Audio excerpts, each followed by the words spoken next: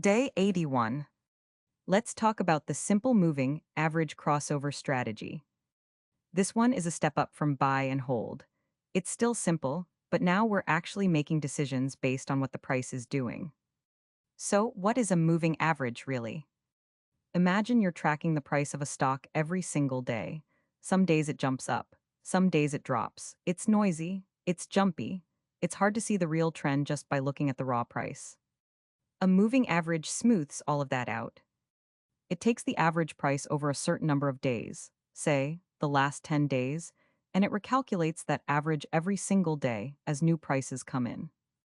So instead of looking at today's price in isolation, you're looking at a smoothed out version of where the price has been recently. Now, here's where it gets interesting. In this strategy, we don't use just one moving average, we use two.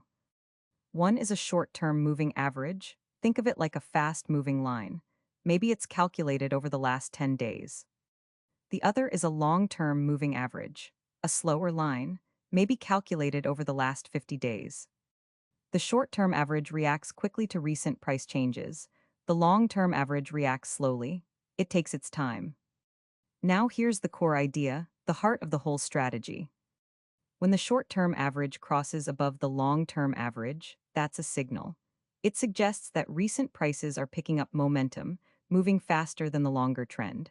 That crossover is treated as a buy signal. And when the short-term average crosses back below the long-term average, that's the opposite signal. It suggests momentum is fading, that recent prices are falling behind the longer trend. That's treated as a sell signal. Think of it like two runners on a track. The slow runner represents the long-term trend, steady, unhurried. The fast runner represents the short-term trend, quick to react, quick to change direction. When the fast runner overtakes the slow runner, that's exciting. It usually means something is shifting, gaining speed. We buy. When the fast runner falls back behind the slow runner, the excitement fades. The momentum is gone. We sell. That crossing point, that's the signal. That's the moment the strategy acts. So unlike buy and hold, which makes one decision and then goes silent forever, this strategy is always watching. Every single day it's checking. Has the fast line crossed the slow line? Is a signal happening right now? It's not predicting the future. It's not guessing.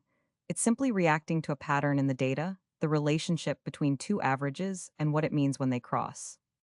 That's the core idea behind the simple moving average crossover strategy.